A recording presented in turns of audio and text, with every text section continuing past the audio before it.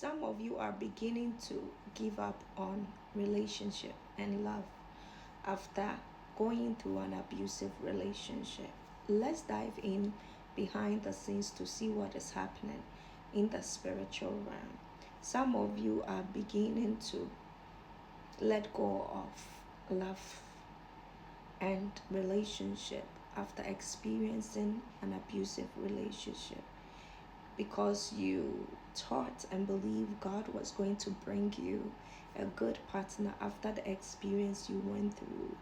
Until now, most of you are still meeting the wrong people, the wrong person, or you are even in isolation and you're beginning to give up on love and you're thinking that God did not fulfill his part of the deal. And God wants you to know that. You see, when you meet an abusive partner, you are not just meeting somebody and an experience physically. Everything you experience physically, you first experience is it's spiritually. And so you just don't go through physical abuse. There are other things that happen in the spirit that you're not aware of.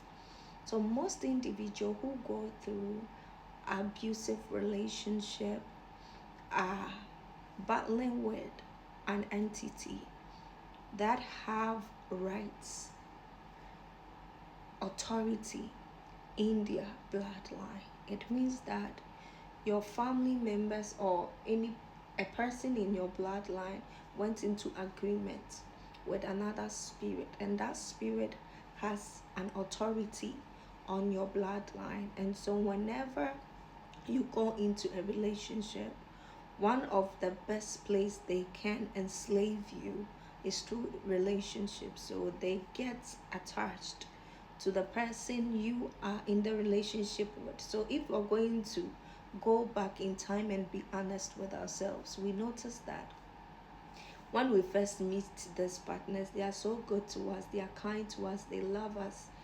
they see us as their wish.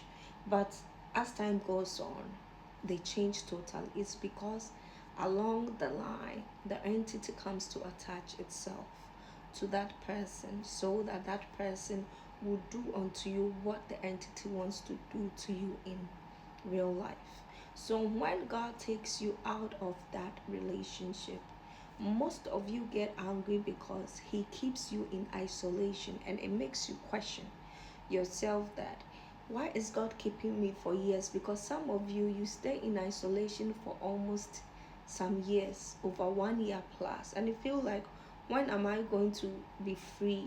When will God allow me to step into relationship? And most of you are beginning to give up. My hair is disturbing me. Give up. But this is what God wants you to know. Because there's an entity who has authority in your bloodline, till that entity loses their bind on you, their authority on you, till you are able to free yourself from that entity. Any person you meet, that entity will still come and attach themselves to you. And it is not easy for individuals to break free from these attachment. And the question here is not that God is not able to take that entity out of your life, or you are waiting on God. Normally, God is waiting on us, because before you can free yourself from an entity, you need to change your belief. You need to change how you see things and how you do things, because entities get attached to us through our minds. So how you were brought up, how you believe life, love to be, how you believe you need to receive love, give love, and all that. Those ideas are what allow an entity to attach itself to you and have authority. So when God takes you into isolation, one, he's taking you into isolation so that he will refine your mind. He will change your mind by showing you and exposing a lot of things to you, which those things are going to help you see things clearer. and it's going to bring in more ideas, more knowledge for you to change your beliefs on certain things. So, as you are in isolation, God is helping you to free your mind from the old beliefs, from the old attachments you have on love and relationship and situationship, right? But if you are in isolation and God allow you to still connect with people outside, what happens is you are still going to be stuck in the mindset you had towards love, because those people will bring in a lot. And for a person to come into your life to abuse you, it means that person is a weak vessel. An entity can just attach itself to them. So God takes you out not just to keep you in isolation. One, He's keeping you to help you change your mind, your belief, get understanding, get knowledge, be a new creation. And two, He's preventing you from meeting another experience, because once you are not done reframing your mind or changing your mind from the old beliefs, it means the entity still have a stronghold on you. But once you are done changing your mind, that is when God brings you back into the world. He's bringing you back because the kind of individuals that used to attract you when you were with the old mindset will not attract you any longer.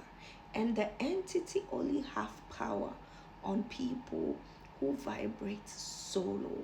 And so let's say you were in love with a guy who dressed so well, who is fancy, who is into material gain, who chills a lot, because that's what you thought was the standard for a big boy, a good man. So you will do anything to be with such men. And such men, most of them do not have the mindset of being faithful, loyal. It means that when you stay with such a person, you're going to experience certain treatment for the rest of your life. But right now, God has changed your mind and you've come from a place where you love yourself enough. You want to give yourself the best things, the best treatment. So when you're going for a guy, you go for a man who think right instead of a man who dress right. You go in for a man who have empathy instead of a man who is selfish. And so you are not going to attract a man who has those qualities, which is going to allow the entity to use them to attack you. And that is why most of you are still in isolation, and God is not allowing you to meet the person you're supposed to meet. And God wants you to know that the person that I have ordained for you is forever there for you. The person and myself are waiting on you to get the lessons I'm teaching you, and to be able to change your mind where you want what is best for you. And once you get it, I'm going to take you back into the world, and you're going to meet your partner who is going to treat you right. And you people can build the right empire, the biggest empire in your bloodline. And that's the word. So if you're angry with God, knows that everything He's doing is just for you. And God is not, you are not waiting on God, but God is waiting on you. So make sure you listen to what God is trying to teach you. And if you don't have people who can help you on your journey, connect to people like myself who can help you on your journey, who can know where you are, who can know the things you need to be informed with. And so if you want to deal with me, you can connect with me and we can move together on this journey. So have a wonderful day and peace.